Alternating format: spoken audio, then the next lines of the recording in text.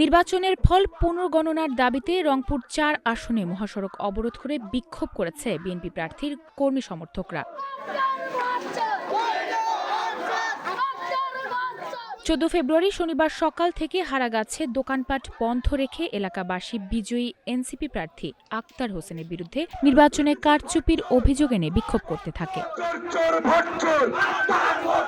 বেলা ১২টায় কাউনিয়া বাসস্ট্যান্ডে রংপুর কুড়িগ্রাম মহাসড়ক অবরোধ করে বিএনপি প্রার্থী এমদাদুল হকের সহস্রাধিক কর্মী সমর্থকরা। এতে রাস্তায় দুধারে যান চলাচল বন্ধ হয়ে যায়। মব ভয়ভীতি দেখিয়ে ওই পীরগাছায় ভোট কারচুপি করে নিয়েছে। প্রত্যেকটা ভোট সেন্টারে এই ডিসি মহোদয়ের সাথে ডিসি মহোদয় জড়িত আছে ভোট কারচুপির পেছনে। আমরা যতক্ষণ পর্যন্ত নোটিশ পাবো না ততক্ষণ পর্যন্ত এই রাস্তা অবরোধ করব এবং কি আমরা কিছুক্ষণের মধ্যে ডিসি অফিস ঘেরাও করতে যাব। প্রশাসনের কাছে জানাতে চাই, আমাদের ভোট পুনরায় গণনা করে আমাদের ভোটের রেজাল্ট আমাদেরকে দিতে হবে।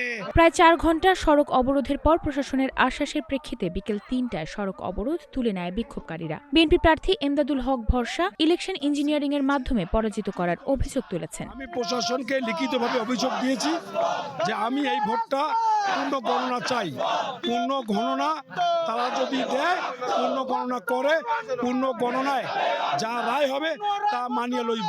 রংপুর ৪ আসনে এনসিপির আক্তার হোসেন শাপলাকলি প্রতীকে ১,৪৭,৯৪৭ ভোট পেয়ে জয়ী হয়েছেন। নিকটতম প্রতিদ্বন্দ্বী বিএনপির এমদাদুল হক ভরসা ধানের শীষ প্রতীকে পেয়েছেন ১,৩৯,৬১৬টি ভোট। আক্তার হোসেনের সঙ্গে বিএনপির এমদাদুল হক ভরসার ভোটের পার্থক্য ৮,৮৩১টি। মাইশা মাহমুদ, নাগরিক প্রতিদিন।